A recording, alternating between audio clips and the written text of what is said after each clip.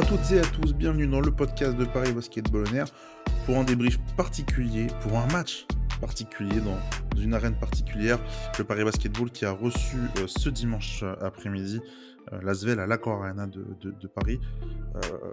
11 200 personnes étaient là pour cette rencontre de gala, comme on aime les appeler. Rencontre de gala qui, on va dire, était juste une rencontre de gala sur le papier. Sur le terrain, ça a été un peu moins gala, un peu moins beau, pas forcément le match de l'année en termes de basket, qui a vu tout simplement dans ce match une nouvelle défaite des Parisiens, 86-69, qui ont stoppé leur série de victoires qui était de 4 victoires. Enfin bref, on va revenir en détail aujourd'hui dans ce podcast, qui risque d'être un peu plus long que ceux que d'habitude. Vous inquiétez pas, on a beaucoup de choses à dire aujourd'hui. Et quand je dis on, forcément, je ne suis pas tout seul. Nous sommes en duo. Et mon compère habituel cette saison, c'est Antoine. Salut Antoine. Salut Flavien, salut à tous. Bon, pour démarrer globalement, on a beaucoup de points à aborder. Je te propose, Antoine, qu'on démarre un peu sans plus tarder. Donc Paris qui a perdu, qui rentre dans son match un peu difficilement, qui quand même tient la grappe à l'Asvel, qui avait gagné 2 jours plus tôt à Milan en Euroleague, mais qu'on pouvait peut-être espérer fatiguer côté parisien. Ça n'a rien été de cela. Et l'Asvel qui a très bien fini. Antoine, qu'est-ce que, globalement, tu ressors de cette partie qui, je pense, sur plein de points, a eu beaucoup de défauts? Oui, cette rencontre a eu beaucoup de défauts, personnellement, je sais pas ce qu'en penseront nos auditeurs, mais j'ai eu beaucoup de mal à rentrer dans cette rencontre pour une raison assez simple, c'est vraiment, l'arbitrage. Pas contre une équipe ou contre une autre, c'est vraiment le fait qu'il y a eu beaucoup de fautes dans ce match, qu'ils soient justifiées ou pas, ça c'est autre chose. Mais le match était très haché, il y avait très peu de moments où les équipes pouvaient se permettre d'avoir un momentum et de prendre un peu de rythme et d'accélération là où Paris peut jouer vite. Et ça a beaucoup saccadé la rencontre, j'ai trouvé. Et c'est vraiment dommage pour une rencontre comme ça où l'ambiance et le monde étaient là. Tu as cité 11 200 personnes, une bonne ambiance, une belle salle et une rencontre que c'est personnel, je n'ai pas vraiment apprécié. Je me suis pas éclaté à regarder ce match, bon encore plus quand on voit la défaite, mais le début de rencontre est pas mal, pour Paris, ils rentrent un peu dans le match. C'est intéressant, il y a de quoi faire et on voit qu'il y a quelque chose, cette équipe de Lasvel, elle est prenable. En plus, ça reste sur 6 défaites de suite en championnat, si je dis pas de bêtises. Donc pourquoi pas continuer là-dessus et au fur et à mesure de la rencontre, on a vu une équipe parisienne qui retombe un petit peu dans ses travers, et qui en plus, bon, on en parlera après, a manqué dans certains aspects du jeu en réussite et ça pêche pour moi vraiment. J'ai pas aimé cette rencontre, au-delà du résultat sur ce que j'ai vu sur ce match-là. Le jeu dans sa globalité, j'ai pas du tout apprécié. Moi, c'est plutôt clair. Heu, Ah oui, c'est assumé. ah oui, Je oui, dis quand j'aime bien, je dis quand j'aime pas. voilà, c'est vrai que c'était pas le match de l'année. Je suis un peu plus sympathique, si on va dire, que toi sur le match. Moi, je peux passer un mauvais moment, mais on va dire que oui, le match a été assez haché. Je crois qu'il y a 43 fautes dans 22 et 21 de chaque côté, donc ça fait un peu beaucoup. Hem, je te propose qu'on démarre par le premier point, qui est peut-être le plus évident en tout cas, c'est, voilà, ce début de partie, on va dire, qui est, on va dire la première mi-temps et la deuxième mi-temps, on va couper le match en 2 comme ça. On voit le Paris Basketball qui tient, on va dire, le rythme de l'Asvel, même sans forcément être devant en score ou justement prendre l'avantage. Paris a pris l'avantage sur la fin du deuxième quart-temps, mais se faire avoir, juste avant la pause. Et puis cette deuxième mi-temps où Paris semble vraiment plonger quasiment définitivement. Heu, bon, ça se voit pas forcément si tu prends carton par carton, parce que Paris n'a remporté aucun des 4 cartons. Il y a eu 19-19 au premier, et après c'est l'Asvel 19-20, 23-19 et 24-12 pour l'Asvel. Donc on voit que l'Union Villeurbanne a quand même maîtrisé sa partie. Mais dans l'aspect visuel, et je voulais te lancer là-dessus, Antoine, c'est qu'on a vu Paris peut-être plus à l'aise en première mi-temps. Et on alors peut-être aussi que Lyon Villeurbanne a aussi mis les ingrédients en deuxième mi-temps, mais c'est vrai qu'en première mi-temps, moi j'ai trouvé Paris à l'aise et dans le combat, et je me suis dit qu'il y avait moyen. Et puis autour des vestiaires, c'était plus du tout la même équipe. En tout cas, Heu, bah, il y a des choses qui ont changé, je veux savoir si toi, tu as ressenti les mêmes choses que moi sur ce changement entre la première et la deuxième mi-temps? Je partage, presque totalement, cet avis. On a vu une équipe parisienne qui tenait, on va dire, on peut même pas dire enfin faire face, c'est vraiment jouer, presque mot pour mot avec cette équipe de Lasvel, pendant le premier quart-temps et le second. On a vu une équipe parisienne, voilà, qui avait du mal dans son shoot, mais qui arrivait quand même à trouver son jeu, à faire tourner le ballon, relativement correctement, même si, la balle a pas très bien tourné côté parisien. Il y avait quand même quelque chose. On voyait que cette équipe de Lasvel, elle était pas au top de ses performances et de ses capacités, et Paris qui arrivait à s'adapter par un très bon Tyrone Wallace notamment, un Jeremy Evans, les rotations étaient quand même assez bien trouvées, on va dire, pour toujours suivre cette équipe de Lasvel. Puis encore une fois, l'arbitrage, les arrêts de jeu répétés faisaient que ni Lasvel, enfin Lasvel pouvait pas prendre vraiment une grosse avance, et ça a jamais été le cas en première mi-temps, et c'est vraiment dommage que Paris ait pas continué sur cette lancée-là. Après, ils ont été aussi beaucoup, handicapés par les fautes, puisque Paris a fait beaucoup de fautes, dès le début de la rencontre. On voit un Amir Sims, si je dis pas de bêtises, qui doit être à même, ou un Juan qui doit être à 3 fautes, assez rapidement dans la rencontre, je pense, ça posait beaucoup de problèmes à Will Weaver, et ça doit être un gros point, négatif et gros point noir pour cette équipe parisienne, que ces 2 premières mi-temps, elles ont pas su, justement, permettre à Paris de continuer. Le retour des vestiaires, il a été à l'image que le Paris Basketball a montré en début de saison, et ce qu'on a souvent pointé du doigt, c'est-à-dire un retour, un troisième quart-temps où Paris lâche beaucoup, et si Paris ne rentre pas vite des tirs pour, commencer une série ou se remettre dans le bain, ben, Paris peut s'effondrer, et on va rentrer un petit peu plus dans le détail, tactique et technique, de comment ils se sont effondrés, mais c'est ce qui a été le cas, donc vraiment, solide au début, et puis à la fin, vraiment le château de cartes s'est écroulé, et c'est dommage. Tu le dis, il y a des points noirs. Le point noir, qu'on nous on a en même temps que tout le monde va voir, hein, si vous regardez si vous avez vu le match ou si vous voyez juste la feuille de stats, ça va vous sauter aux yeux, mais évidemment que l'adresse à 3 points a été le point le plus dur ce soir pour Paris. Ça a vraiment été un calvaire pour les shoots à longue distance. Paris à la mi-temps est à 0/11 tout simplement, voilà, on fait pas dans le détail, c'est peut-être Propre. beaucoup. Oui, voilà, c'est plus simple à compter, c'est pas un 1 ou un 2, non, non, vraiment un 0, 0 pointé, et qui en fait, te permet pas de prendre un petit avantage, à la pause, même si tu es à 2/11, donc ce qui serait déjà, catastrophique, tu prendrais déjà, 6 points de plus. Enfin, le match aurait été différent en tout cas avec une adresse même pas bonne, mais juste, minimum du minimum, quoi. Et Paris donc a terminé à 3 sur 24, 3 sur à 24 3 exactement. 3 sur 24. Tyrone Wallace en met 2, et Gauthier Denis qu'en met 1. Je suppose, Antoine, que lorsque cette équipe de Paris joue autant contre nature, c'est-à-dire avec, un manque d'adresse terrible, et ça fait partie, parce qu'il y a pas qu'à 3 points, mais aussi à 2 points. Paris n'a fini qu'à 53, c'est très en dessous de ses normales depuis le début de saison. On se doute aussi que Paris ne peut pas gagner un match tout simplement si Paris ne met pas de panier. Je crois qu'on peut pas mieux résumer à mon avis. Non, si tu mets pas les tirs, tu mets pas les points, et du coup, bah, l'autre équipe les met, et c'est souvent comme ça. Il y a un sentiment d'injustice, quand toi, tes tirs rentrent pas. Bon, après, il faut voir aussi le visage la sélection de tirs, on Ah en bah, parlera un si petit peu après. non, tu peux en parler maintenant, hein, la sélection de tir elle est pas bonne, hein. Elle est pas bonne du tout. Elle est vraiment catastrophique. Elle est forcée. Comme tu as dit, c'est jouer contre nature. Ça rentre pas, mais si ça va rentrer, donc je vais continuer à tirer. Et au final, bah, tu te retrouves avec un 3 sur 24, donc tu laisses des espaces, l'équipe adverse, elle accélère son jeu et les tirs, ils rentrent. Et ça a été, assez symptomatique dans le quatrième quart, là où l'écart s'est vraiment creusé. Où tu vois que Paris continue avec la même stratégie qui ne marche pas, et l'Asvel, ben, continue avec la sienne, sauf que les tirs, ils rentrent puisque, ben, les tirs, ils sont ouverts, et Paris, défensivement explose totalement. Tu peux rien faire avec une adresse pareille, et tu l'as dit, même les 2 points, et les 2 points, je trouve qu'on s'en sort pas trop mal parce qu'il y a là aussi, il y a de quoi dire aussi.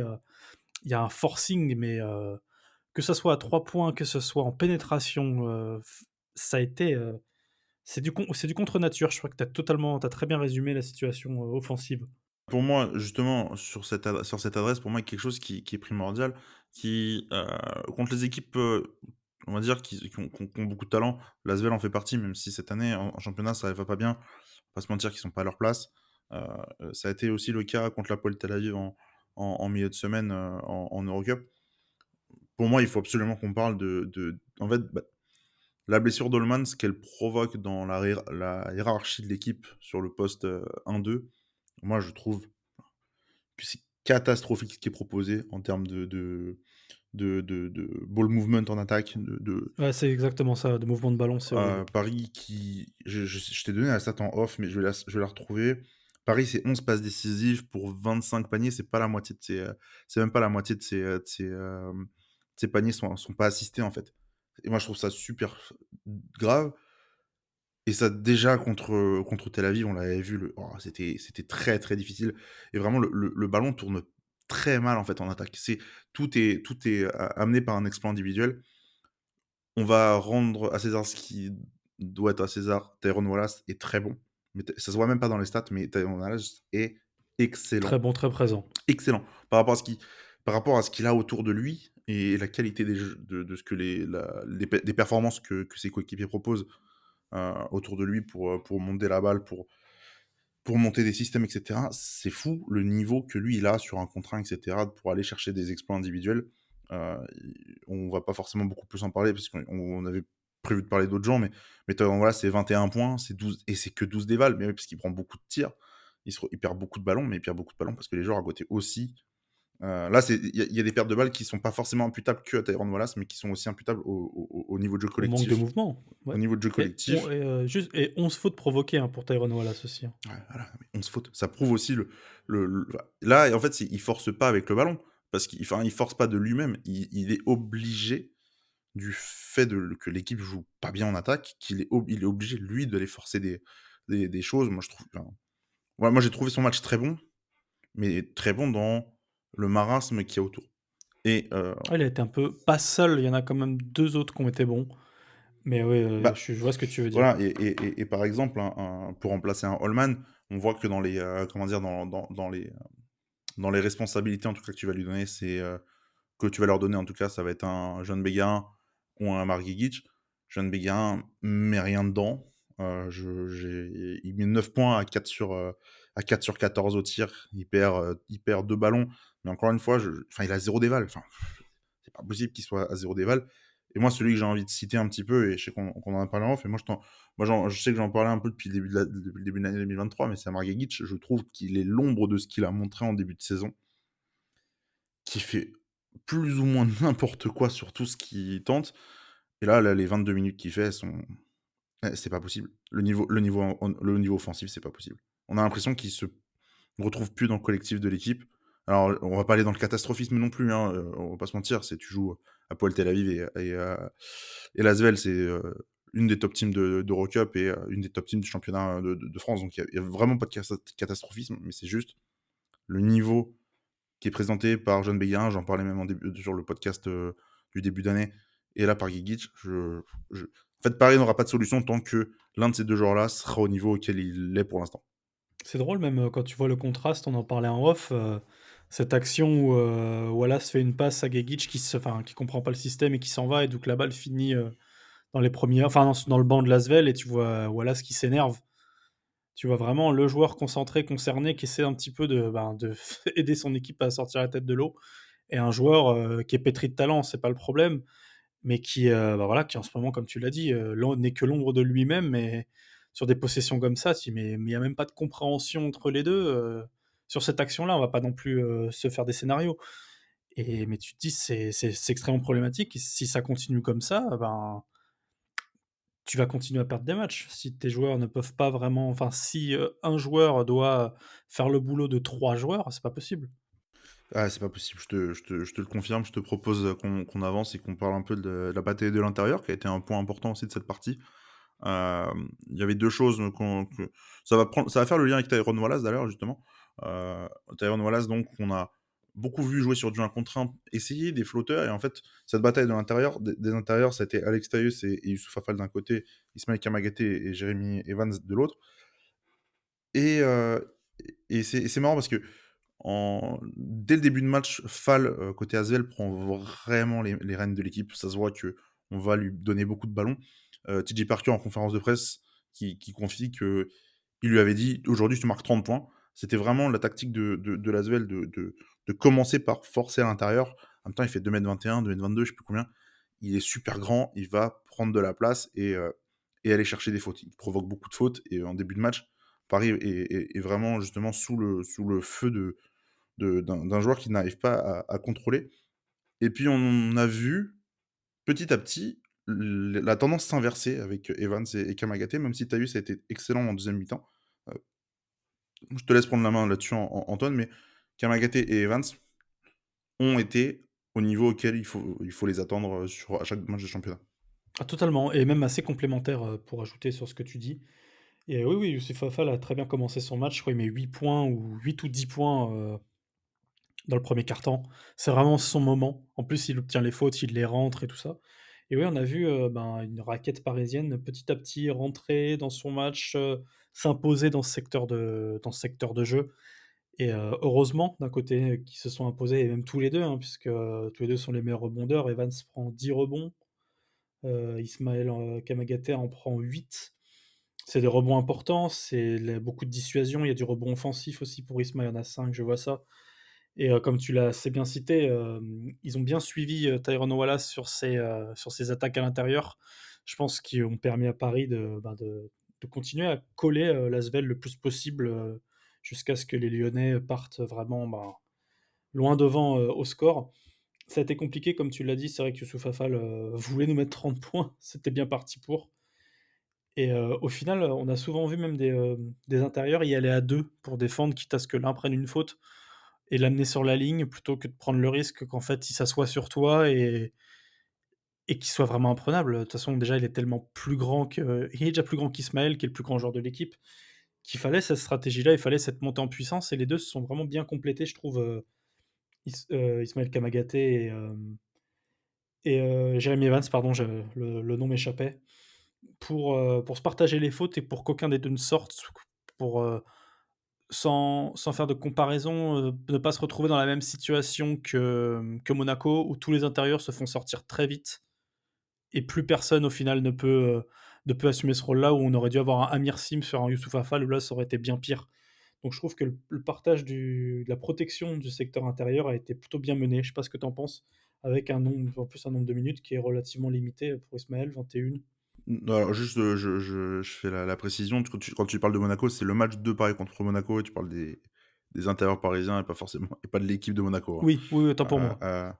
Non, non, je parle vraiment de match contre Oui, à oui. Roland-Garros. Non, moi, c'est sur le rebond offensif que j'ai trouvé que, notamment en première mi-temps, ça avait été excellent et que c'est pour ça que Paris aussi, se tient pas loin de l'Asvel parce qu'il y a pas d'adresse certes, mais du coup, il y a eu beaucoup de rebonds offensifs, beaucoup de secondes chances. Il y a eu 12 points en seconde chance en première mi-temps et c'est là, en fait, où tu fais la différence bah, voilà, sur les 20 premières minutes. C'est que tu domines dans la raquette de l'Asvel. Il y a 11 rebonds offensifs contre 14 rebonds défensifs pour l'Asvel à la mi-temps. Donc là, tu vois le différentiel il est que de 3 rebonds dans la raquette et en fait, bah, c'est que les rebonds où c'est un peu à la bataille, où c'est pas des rebonds faciles, ça va tomber dans la main de Paris et ça tombait dans la main de Paris dans des situations qui étaient favorables pour marquer forcément parce que tu es pas loin du panier et c'était parfait. Et je t'entendais à un moment justement sur les rebonds offensifs, quand, Ismaël Kamagaté en prenait, il y a un moment où il y a eu la frustration de qu'il attaque pas le cercle et qu'il repassait, sur les lignes extérieures et au final ça on l'a vu dans les positions d'après, il prenait le rebond et quand il le pouvait, même régulièrement, il attaquait le cercle et tu voyais que c'était concluant. Ah ouais, non, non, bah, c'est en même temps quand tu vois la pauvreté, que de l'adresse à l'extérieur, valait mieux pas essayer de passer, derrière la ligne. On peut faire confiance qu'à soi-même à ce moment-là, dans ces On peut moments-là. f on peut faire confiance qu'à soi-même, mais allez, je vais faire une transition qui va pas plaire à beaucoup, mais je m'en fiche. Il y a un joueur auquel on n'a pas pu faire confiance non plus, ce dimanche. Je vais être très dur, je vais être très dur, m'en voulez pas. On voulait donc vous parler du pas le joueur du match, hein, forcément, mais c'est le joueur dont on avait envie de parler ce soir, plus précisément. Heu, je pense que si vous avez vu le match, vous comprendrez pourquoi on en a parlé. C'est Axel Toupane qui joue que 17 minutes, qui marque 8 points, 2 rebonds, 2 interceptions, un ballon perdu. Donc ça, on va dire que ça, c'est les stats, hein, presque positives. 3 dévals seulement mais pourquoi 3 dévals? Parce qu'il y a, un tir, une réussite au tir, dramatique, 2 sur 9. Bon, un peu comme les autres, on va dire. Mais il y a les 5 fautes en seulement 17 minutes.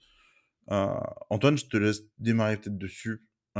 Qu'est-ce qu'on n'a pas aimé dans le match de d'Axel Toupane? Je pense qu'on peut commencer par son début de match qui est, qui ressemble pour moi, trait pour trait à ce qu'on avait vu contre Monaco à Bercy il y a quasiment un an. Oui, bah, c'est ça, ben, je vais être dur aussi, donc pardonnez-moi aussi si vous y arrivez. Mais non, sélection de tir abominable, vraiment abominable. Il remonte la balle, il se préoccupe même pas de ses coéquipiers, il tire. Il a un défenseur sur lui, il tire et il y a rien qui rentre. La sélection, elle est pas bonne. Le Même parfois la trajectoire de la balle, elle est approximative. Tu vois un joueur, alors défensivement c'est bien, hein, mais sur le début de match, vraiment ce qu'on retient, les fautes, elles sont naïves ou alors parfois c'est un peu de la mauvaise foi aussi, je trouve, de sa part parce qu'il y a des fautes qui sont faites et elles sont sifflées, reste dans ton match. Mais c'est vraiment quand tu parlais, voilà, quand on parlait, pardon, de cette façon de forcer, de jouer contre nature, enfin, ou peut-être que c'est sa vraie nature, mais là, c'est forcer le tir, mais c'est frustrant parce que tu vois une équipe parisienne qui revient petit à petit, dans le match, dans le début notamment au début et un joueur qui tire mais n'importe comment et tu te dis: «Si ça continue comme ça, en fait, Paris n'arrivera jamais à avancer» parce que en fait, il joue à 4 contre 5. Moi, j'ai vraiment pas aimé son début de match comme tu le dis. Tous les tirs étaient courts. Tous les tirs, tape l'arceau, de vraiment, vraiment limite. Et puis il y a ce problème de faute. Il a été très vite ciblé. Heu il a je crois c'est le premier joueur tu en parlais un peu au début, mais c'est lui le premier joueur à prendre 3 fautes au début du match. Il est je moi, je il y a une action c'est en deuxième mi-temps, il vient de prendre sa quatrième en début de deuxième mi-temps et De Colo, au lieu de prendre un tir ultra ouvert, il prend le temps et il va donner sur l'ailier, je crois que c'est, David Laïti, qui est au poste sur Toupane parce que ils veulent chercher la cinquième. Ils veulent absolument chercher la cinquième à ce moment-là. Oui, Weaver va le sortir. Il le fait pas jouer du troisième. Il le fait rentrer, il doit rester 7 minutes dans le 4e quart-temps. Ah oui, oui, il reste un bon 7 Il minutes, hein. reste 7 minutes et là, première défense, il fait faute, mais qui n'a aucun intérêt parce que le joueur est tout seul. Le joueur, il va marquer. Donc ça sert à rien de venir mettre la main, tu vas juste faire faute. Il a juste fait faute, il est sorti, bonsoir, c'était terminé et il a été contre-productif en attaque, certes, mais en fait, il a même en défense on a loué quand même, on va pas se mentir, on a loué depuis plusieurs semaines son son niveau, défensif notamment, son Son apport, oui. son rôle qui avait changé aussi dans l'équipe et là, je sais pas, d'un coup, il a eu une crise de confiance qui n'était pas simplement dans ce que demandait le match et il a et je pense qu'il est sorti de son match, en fait, tout simplement et ça a pas du tout aidé l'équipe et quand, bah, tu as déjà un Kyle Holman qui est pas là et des arrières qui sont déficients, tu peux pas te permettre en tant que meneur de l'équipe parce que c'est le deuxième joueur le plus âgé de l'équipe. Donc c'est quand même un quelqu'un qui a de l'expérience, qui a, vécu des grands qui a joué en Euroleague, qui a joué en NBA, qui est quand même bon, champion NBA certes en étant le 18e homme de l'équipe, mais champion NBA quand même. Il a quand même vécu un titre aux États-Unis. Tu peux pas te permettre sur ce genre de rencontre où tu sais que ça va se jouer à l'expérience, bah, de faire des fautes que moi j'imputerais à des jeunes, tu vois? Enfin que ce soit, un garçon comme Bégarin qui fasse une faute pareille, bon, ça c'est énervant certes, mais tu comprends parce que c'est la jeunesse, ça apprend. Il a pas à apprendre là, Axel Toupane, il y a déjà une bonne partie de sa carrière qui est passée derrière lui et je ne comprends pas cette cinquième faute et plus globalement, je ne comprends pas son match dans quoi il est parti et pour finir sur son cas, c'est vrai qu'il en parle en conférence de presse après match. Il dit concrètement que l'Asvel a eu des fautes sifflées parce que c'est l'Asvel, mais je suis désolé, c'est complètement Mauvaise faux. foi, mauvaise foi. Enfin, moi je trouve que c'est faux en tout cas. Alors peut-être que vous serez pas d'accord et je l'entends et on peut en discuter, il y a pas de problème, mais pour moi c'est pas vrai et et heu et je trouve tout simplement que c'est se trouver des excuses derrière un match qui, n'a pas été bon. Parce que si tu en 17 minutes, tu prends 5 fautes en étant le spécialiste défensif, à l'aile de ton équipe, je trouve pas ça normal, tout simplement. Voilà, Puis même auquel cas et les fautes, voilà, comme tu as dit, sont discutables, ça explique pas la ligne, enfin les tirs, la sélection de tirs. Ça c'est pas l'arbitre qui complètement. il a pas été contraint de shooter à 3 points comme il l'a fait à cause de l'arbitrage. Ouais, non, non, je suis complètement d'accord. Je te propose qu'on arrête d'enterrer ce match, on en a on en Calmons-nous. ouais, calmons-nous, calmons-nous, effectivement. Non, non, on espère évidemment qu'Axel et que toute l'équipe va rebondir, hein. C'est il y a rien il y a pas de méchanceté en tout cas, mais c'est juste, voilà, on avait besoin de et Fallait que ça non, sorte. non, c'est pas oui, mais c'est besoin non, c'est surtout que je trouve que c'était important dans le match parce que ça Ah, tout à fait. derrière tu pas les mêmes rotations, et heu et sachant que tu as un intérieur, qui est parti en plus, cet hiver, justement, transition, ça a beaucoup changé l'équipe. Justement, cet intérieur qui est parti, pendant le mois de janvier, Dustin Sleva, on va faire un petit point Dustin, je pense qu'on va à chaque podcast pour parler un peu de ses performances.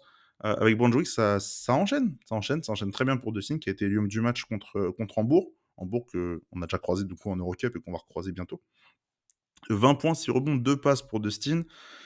Gros match, victoire donc contre Hambourg et simplement Brunswick, qui n'avait pas gagné depuis le mois de novembre, a enchaîné 2 victoires là au mois de janvier sur les 3 matchs que Dustin a joué. Il y a eu défaite, victoire et Brunswick n'est plus dernier, à 17e pour l'instant du championnat sur 18, donc tout va bien pour Dustin Sleva qui retrouve un peu des couleurs et ça fait du bien. Autre joueur qui était en Allemagne, mais pas du tout pour le championnat allemand, c'est, Mohamed Diawara, donc qu'on n'a pas, vu ni en espoir ce week-end, ni avec les pros, tout simplement parce qu'il était au Adidas Next Generation Tournament de Munich. C'était les qualifications pour le tournoi final qui aura lieu au printemps et Mohamed Diawara, oh, il a joué 4 matchs, donc il y a eu 3 matchs de poule où, son équipe a gagné deux fois et a perdu. Je crois que c'était le deuxième match de peu et bon, plutôt des performances plutôt convaincantes, même si c'est Ilian Petrus, l'autre Français qui s'est, comment dire, montré dans son équipe et puis ils ont gagné dimanche, le match pour la 3e place. Ils ont terminé 3e du tournoi et bien, Mohamed Diawara, je pense a coché quelques cases. Il a pas du tout été en réussite avec son tir à 3 points de tout le tournoi, mais a montré des choses, notamment en défense et dans le ball movement justement de comment créer des systèmes avec une équipe qui ne se connaissait pas. C'est que des joueurs qui viennent d'un peu partout en Europe, donc plutôt bon. On fait un point sur le calendrier. Trento, réception de Trento, ce sera mercredi soir à la Al Carpentier, donc pas à l'Accor Arena. Heu, un match après l'autre et puis, Antoine, j'aurais besoin de toi. Ce week-end, c'est Dijon, Dijon. Ah ouais. Déplacement Dijon, Dijon. déplacement à Dijon, je crois que c'est samedi soir, si je te dis pas de bêtises et donc bah, encore un gros rendez-vous pour les hommes de Wood Weaver, pour ce week-end. Nous, justement, on se retrouvera pour le débrief de Dijon, heu, pour comme d'habitude, chaque match de Betclic Elite, un débrief après la rencontre. Moins long que celui-ci, on vous le promet et d'ici là, bah, portez-vous bien. On se retrouve donc dans une petite semaine pour le débrief. Prenez soin de vous et à bientôt. Salut!